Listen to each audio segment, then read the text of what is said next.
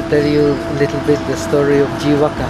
Now this is the first Buddhist hospital in the history of Buddhism. And Jivaka was like the real Bodhisattva of Buddha's times.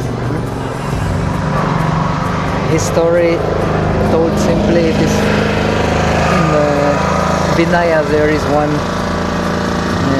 section about Jivaka explaining his life story, very, very interesting. He was there was a very famous courtesan in Vaishali called Amrapali. Everybody knows Amrapali in India, the most beautiful woman of Buddha's time. She became disciple of Buddha. So accordingly, because Amrapali's fame spread all over India, so the king of Magadha, Bimbisara, also decided the Rajgir needs a woman like Amrapali. So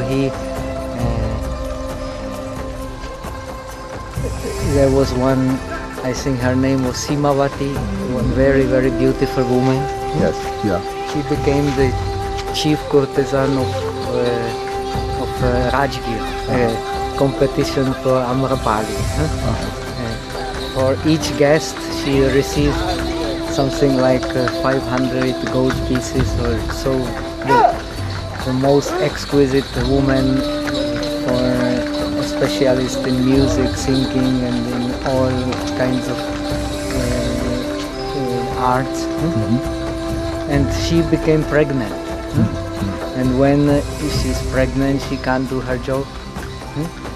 With a child, she can't do anything. So she decided she wants to dispose of her child. So she said she's sick and she won't work. She waited till the child was born. And when the child was born, she asked her servant to throw him at the rubbish heap. And the Prince Abhaya, the son of Bimbisara, it was near the palace. She was living in the king's palace, and he heard the child crying. And so he asked his servant to bring the child. And he asked the servant, is he still living? Jivo Asi? And he said, yes, he's a Jivaka, he's living. So he gave him the name Jivaka. He's still alive. I see. And he took care of him. He became his sponsor because he looked very beautiful, the child. So he took care of him. And when he was a young boy, he sent him to Taxila to learn medicine. I see. So he went to Taxila and learned medicine. He became the greatest disciple of the great teacher of Taxila. When he learned medicine, so his teacher gave him a famous test.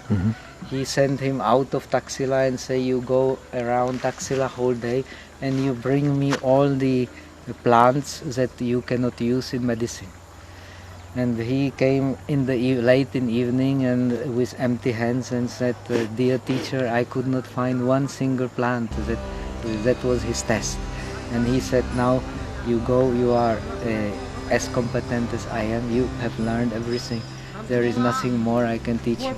So he returned to Rajgir. On the way he could cure some incurable diseases, and by returning to Rajgir, from Taxila to Rajgir, he already became a very famous physician. And then when he met Buddha, he became the devoted disciple of Buddha. And he cured the sick monks for free. All the sick monks for free. So he was all the time busy only with curing sick monks. Due to that, because he was very famous physician who could cure incurable diseases, so many people decided to become monks because they could get cure from Jivaka. So there are rules in Vinaya, when we become monk, you cannot have serious diseases. First, you have to be checked if you don't have any of these diseases. I see. I know. And then many rules in Vinaya also for hygienic purpose. It is due on the request of Jivaka. Oh, and this was this hospital where he oh cured wow, the monks. wonderful.